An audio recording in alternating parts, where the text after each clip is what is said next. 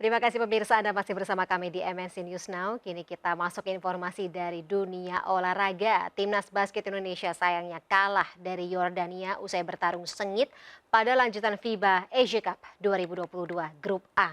Tampil di Istora Senayan, Jakarta, Andakara Prastawa dan kolega menyerah 65-74.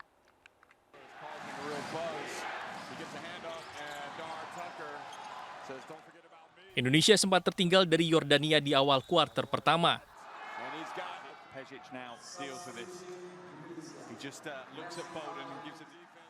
Namun di kuarter kedua, tim asuhan Milos Pejik itu berhasil mengejar ketertinggalan lewat penampilan apik Marques Bolden dan Brandon Jawato.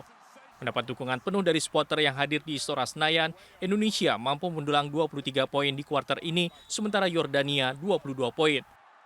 Hasilnya Indonesia masih tertinggal satu angka 38-39 saat jeda paruh pertama.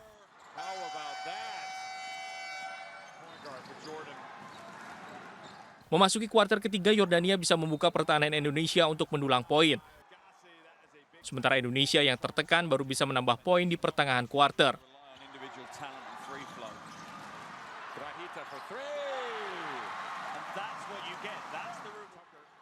Yordania bisa meraup 18 poin sedangkan Indonesia hanya 10 poin.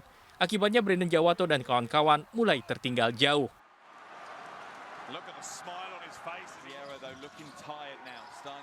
Pada kuarter terakhir, para pemain Indonesia tampil lebih agresif untuk mengejar ketertinggalan. Namun pemain Yordania juga tampil baik lewat serangan yang efektif. Kejar mengejar poin terjadi di kuarter penentuan ini. Namun Yordania yang mengandalkan tembakan parameter tetap unggul dan menutup laga dengan kemenangan 74-65. Shooting guard Yordania, Der Tucker, menjadi top skor pertandingan dengan raihan 22 poin. Meski kalah, peluang Indonesia untuk lolos ke perempat final masih terbuka. Sementara Korea Selatan meraih kemenangan kedua di ajang FIBA Asia Cup 2022 dengan mengalahkan China Taipei 87-73. Korea Selatan kini memuncaki klasemen Grup B.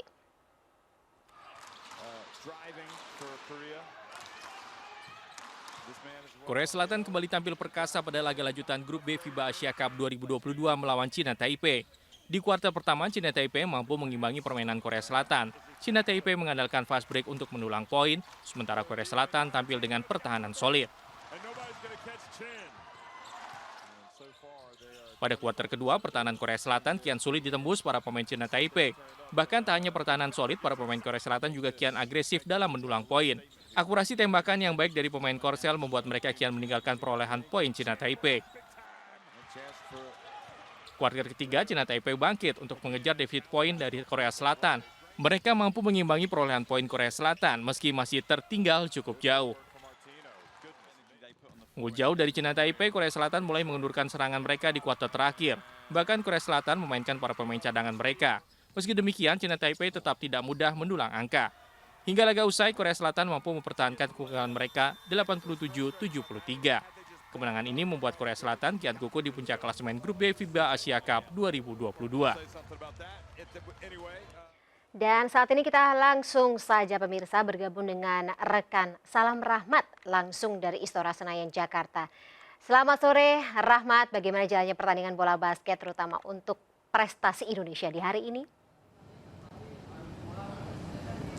Baik, selamat sore Fani dan juga pemirsa. Tepat pada pukul 17.30 lalu, match ketiga dari grup C antara Jepang melawan Syria ini baru saja dilangsungkan beberapa menit yang lalu. Dan saat ini kedua negara tersebut sedang berlaga di atas lapangan.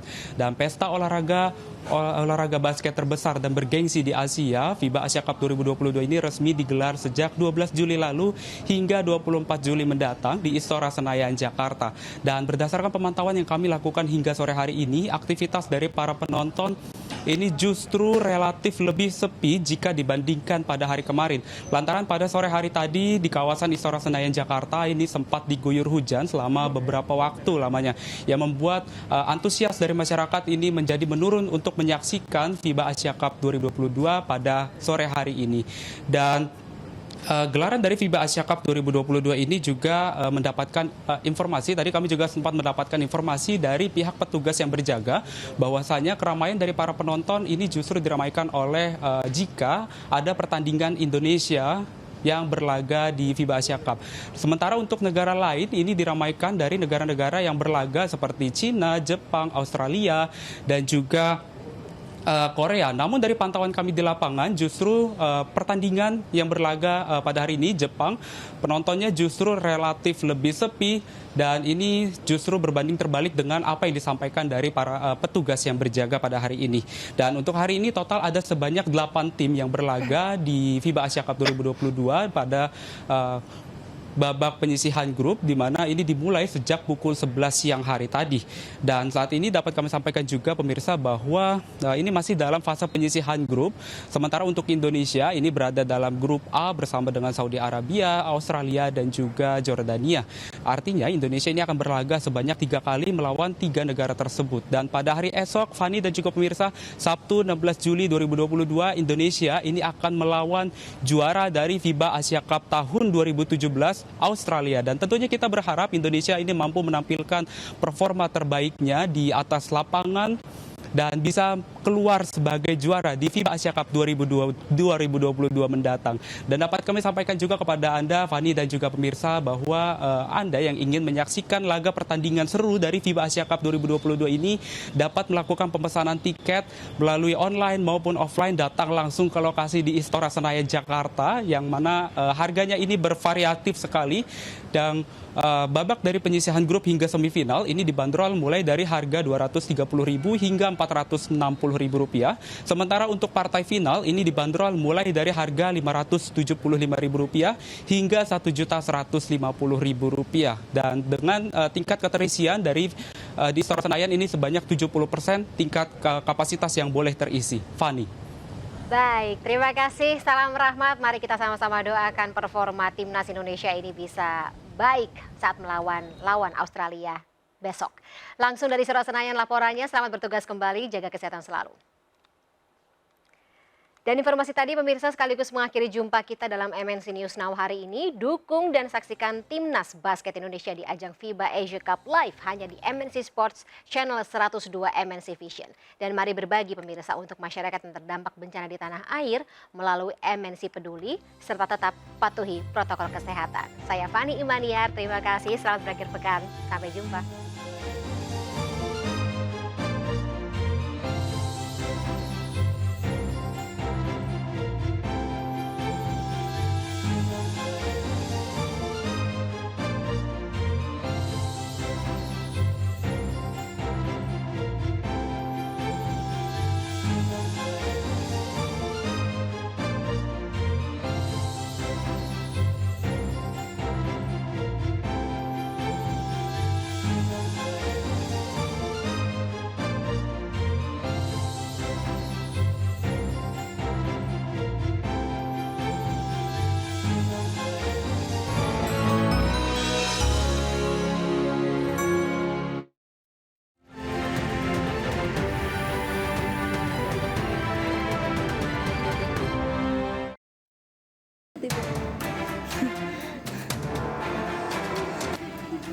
Bak Hercules, belasan warga yang didominasi kaum ibu ini menarik seutas tali yang dikaitkan pada kendaraan yang kandas di Jalan Poros Ronta, Buton Utara, Sulawesi Tenggara.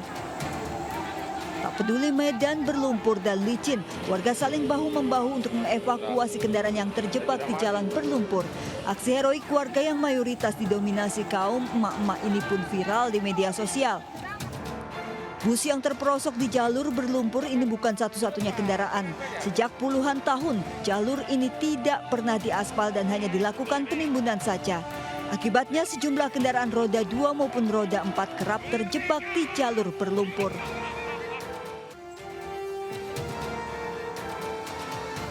Warga pengguna jalan berharap jalur bisa segera diperbaiki sehingga akses jalan mudah dilalui agar roda perekonomian di daerah berjalan lancar.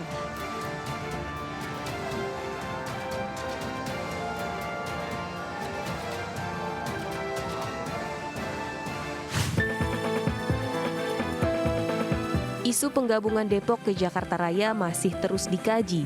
Meski begitu, penggabungan kota penyangga DKI Jakarta ini menuai sejumlah komentar, salah satunya dari Wali Kota Depok, Muhammad Idris. Idris mengungkapkan bahwa berbagai permasalahan di Jakarta dapat diselesaikan jika kota penyangga bergabung menjadi Jakarta Raya. seperti permasalahan banjir yang kerap terjadi di Jakarta. Menurutnya jika ada komunikasi di bawah satu gubernur, solusi permasalahan akan cepat ditemukan. Jika Wali Kota Depok menyambut baik penggabungan Depok dengan DKI Jakarta, Wakil Gubernur DKI Jakarta justru menyerahkan sepenuhnya keputusan penggabungan ini kepada pemerintah pusat. Warga Kota Depok pun turut berkomentar terkait hal ini. Menurutnya penggabungan Depok dan Jakarta Raya harus didukung untuk kebaikan bersama. Warga Depok ya tentu kita ikut aja ya bagaimana baiknya apapun keputusannya kita ikutin aja sih selagi untuk kebaikan Kota Depok. Isu penggabungan Jakarta dengan kota penyangga sebelumnya sudah pernah tercetus pada zaman Gubernur Jakarta Sutioso.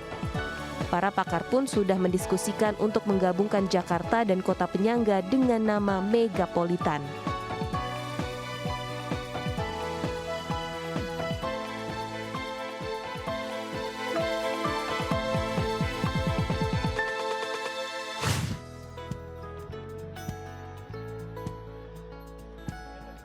Presiden Joko Widodo Kamis sore meresmikan Gedung Baru Mall Sarinah di kawasan Jakarta Pusat.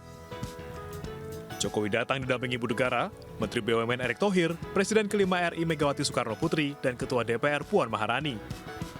Dalam sambutannya, Jokowi sempat menceritakan kenangannya saat pernah berkunjung ke Sarinah di tahun 1970-an.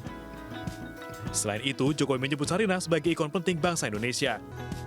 Jokowi juga berpesan agar Sarinah tak hanya bertransformasi dari segi fisik bangunan, melainkan juga manajemen kerjanya. Usai direnovasi, Mall Sarinah telah dibuka untuk umum sejak 21 Maret lalu. Sejak dibuka kembali, mall ini diklaim telah didatangi oleh 5 juta pengunjung.